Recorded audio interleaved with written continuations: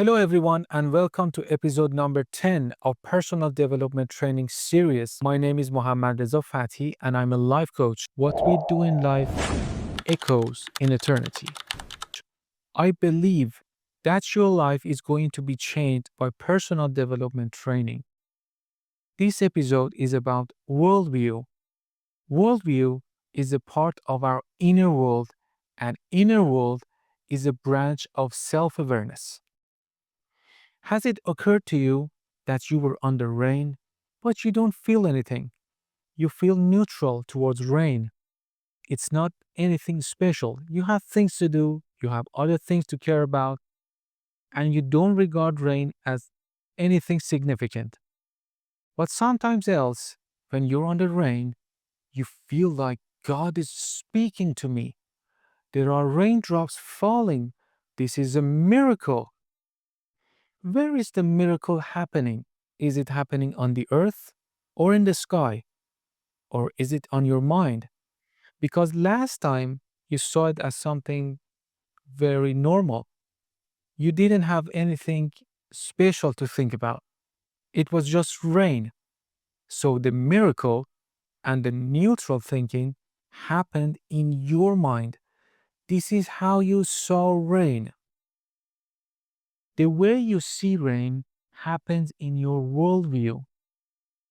Our worldview is a lens through which we see the world. It's a translator and it's a filter between our inner world and our external world. Some people look at their lives, they have failures, they have successes, people come and go. I have these experiences. And when you look at your life, you see a journey, you see a path, you see a meaningful picture, you see an adventure. But some other people, when they look at their lives, they don't see anything meaningful. The fact that some people look at their lives in a certain way, they see adventure while other people see nothing, where does this happen? In their mind, in their worldview, in their brain, somewhere we don't usually look at. We don't usually look at our worldview. We don't say, okay, this is how I see the world. We usually think, this is the world. This is how life is. This is how I am. We don't question our worldview because we don't see it. Now, where does this worldview come from? Simply from the environment, from our past experiences, from our pastors, from teachers, from parents, from schools, from our culture, from history. Things that happen in history shape our worldview. So, next question is this worldview that comes from our environment, and it seems so important, do we even question it? Do we even know where it is? How we can influence it? This episode is about worldview. How does it impact our life and how we can influence it? Most of the times, we think that we are thinking and we have freedom of will and we are making decisions. While behind the curtain, worldview is at play. Worldview is an operating system that operates our mind. It's a group of beliefs, assumptions, and thoughts. It's a network. We think ourselves as free creatures. While this is not true, we are highly bound to our worldview, which that worldview came from our past, environment, and society. For example, some people regard life and world as unfair. These people usually take a victim mentality. They don't have a plan, they don't want to take the initiative, and they don't have a target for their life, while other people see life as a game, and anything that happens in the world are merely rules. So, this group of people take the initiative, they usually adapt themselves, and they have usually better lives. For instance, when you see at the economy, some people make more money than other people, while other people have to live paycheck to paycheck. Group number one see this as unfairness. So, If someone sees life as being unfair, how is he going to change his life? Because life is unfair. I'm not going to move. Life has to change himself. While the other person who sees life as a game and these things that happen between people are the rules of the game. The second person says, okay, this is how life works. If everyone has equal financial freedom, world won't work. This is how life is played. This is how we should live life. So he tries to understand it, make a plan, and move forward. This is how his own life is improved. Example number two. Some say that it is unfair that men are considered and judged by their power. If you're not rich, if you don't have a proper job, no girl, no woman will even look at you. Group number one, look at this phenomenon as unfairness. Why should we work so hard? Why can't we be soft and free like other women? While the second group look at this matter as rules of the game. Okay, these are women, this is how they are designed, this is life, this is world, and these are men. Maybe we are born for hardship so that certain things happen inside us and certain things happen in the society. I see this as the part of the game and I'm going to adapt myself. See, there are two different worldviews. These two group of people had different worldviews. Their worldviews made a structure for their thoughts and their beliefs. And these structure shaped their actions, and their actions became their destiny. You cannot conduct a very, very different action other than what your worldview is dictating to you. So we can confidently conclude that worldview equals destiny. Now that we know the definition of worldview and its importance, let's talk about how we can change it. Can we change it anyway? Let's talk about it. Yes, the good news is that we can change it. Step number one is to become aware of it. So, in order to become aware of your worldview, you need to grab a thought and follow it until you reach your worldview. Let's choose a thought as an example. Number one, some people see themselves as victims of their jobs. They say, I have to work. So, this is a thought, this is a perception, this is not reality. We know that most people don't see it this way. So, this is not reality. This is my perception of the reality. There is perception and there is reality. Where does this thought come from? From economy. I see the world, I see people come and go. I have to buy things, we have to sell things, we have to produce things. We need money for our life. And the first thing that comes in my mind is that I have to work. So, I have to work is a thought that comes from how I see economy.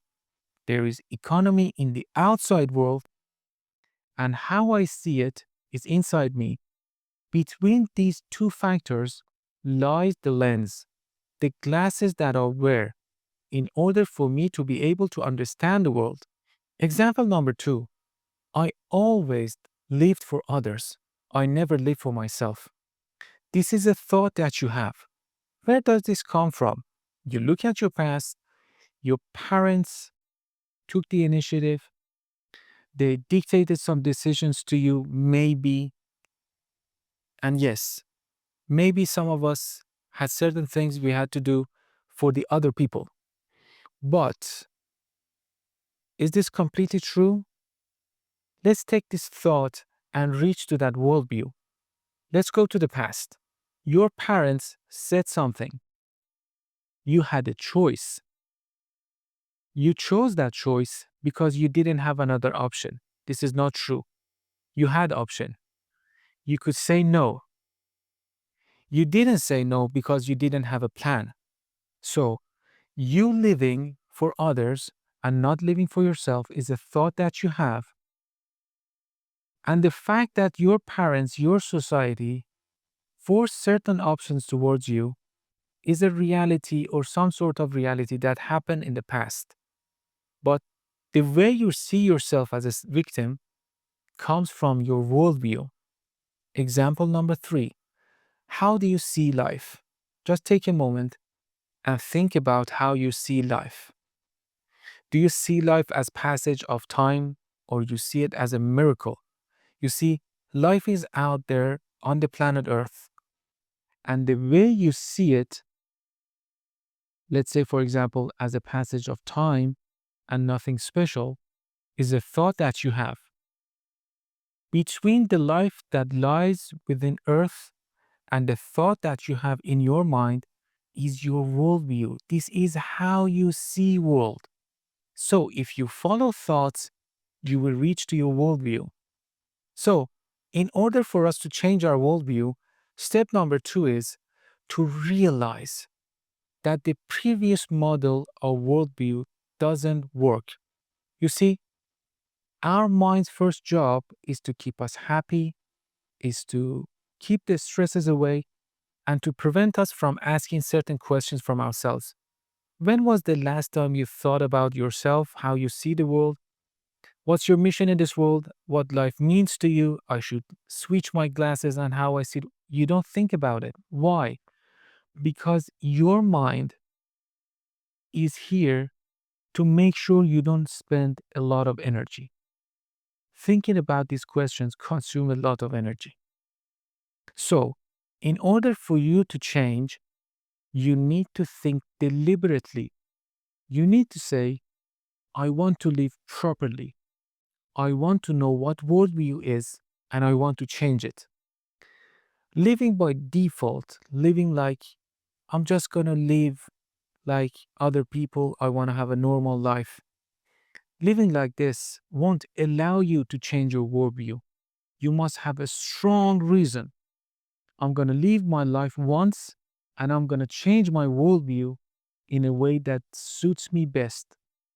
So, you cannot change your worldview unless you realize that the previous model is default and it has to be changed, and you should have a thirst inside yourself that I want to change my worldview. Step number three, you gotta know yourself and life. The first thing that you need to know about yourself, that you have an end. Everything that has a beginning has an end. Marcus Aurelius says, death smiles at us all. All a man can do is to smile back. Now, how can we smile back at death?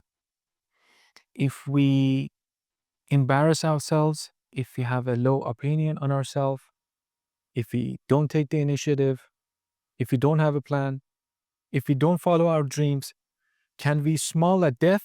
Or we should become so strong that we can live our life to the fullest, to see it as an adventure, to face every challenge in the face and solve it, and to live your life on your own terms. And when it's finished, you look at death and say, I lived my life. Now I'm going to smile back. Self knowledge number two, present moment. There is this book called Five Regrets of the Dying. It is written about conversations that a nurse had with people who were dying, people who were in their last moments. The nurse asked them, what are your most important regrets? And one of them was that I didn't enjoy the moment. You see, life is more than economy. Life is more than success. Life is more precious.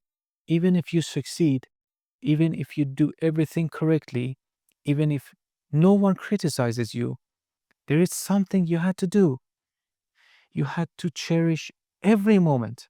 You had to experience everything that happened in your life. Living in the past, living in the future will decrease your quality of life in general. So, I need to enjoy the present moment. And number three, meaningful work. I need to know myself and I need to reach to this conclusion that I need my work to be meaningful. Everyone thinks that they have to work, that if they have enough money, they won't go to their jobs. Okay, let's say for an example, for an instance, let's assume that the economy stops. Governments say, we will provide for you, no one has to work. Well, the majority of the people who were working for money, now they choose to spend their time with their families. They have things to do, they have hobbies, they want to go to different locations. But for how long? How long you want to stay at home? How long are you going to be on vacation? 2 years, 5 years, 10 years? I don't think so. After a while, you need stability. You need to find a family. You need to have something to be proud of. Now you need to work. But these are two different worlds. The first one had to work, but the second one doesn't have to. But tell me something. The person who had to work, is he going to be successful? Or the second one who says, I have to be proud of myself. I don't have to work, but I need an achievement. It's not about the money. I need to finish something. I need to provide service for other people. I need to become a champion. I need to become number one. You see, different worldviews, different actions, different approaches. I don't know if you're a salesman, you're an engineer, you're a housewife, you're a lawyer. I don't know who are you, what your job is. But tell me, how do you see your life? If you have unlimited amount of money, what would you do? How would you act? Do it now. You can't have another life. And the last part, you need to have a definition of how life is supposed to be lived. This is a very crucial question, and I cannot give you the answer. You see, religions, philosophers, and strong writers in history try to provide answer for this question. What life is and how it is supposed to be lived. I cannot tell you, but I can tell you this. You need to have a criteria. You need to have a definition. You cannot be empty. You cannot avoid thinking about this problem. You need to say, okay, this is my ideal life, and this is how I am going to live it. The best way to do it is to keep a journal. You see, we have a box in our journaling system that forces you to think about it. If you don't think about it, you will never realize what's your definition of a true life. Once you have realized what a true life is and how it is supposed to be lived, now you can draw a worldview from it. I'm just gonna give you one example. If you think about yourself and how you want to live your life, you want to be friends with everybody. You want all people to be your friends. You want to live with harmony with other people. So, does your worldview provide you with such tools? Do you see them as your friends? Do you see everyone as same race? Do you want to live in harmony or you see other people as neutral, just people who exist, nothing very special? So, grab a piece of paper, write down what your ideal life is, and try to conclude the proper worldview that helps you reach that life. What we do in life echoes in eternity.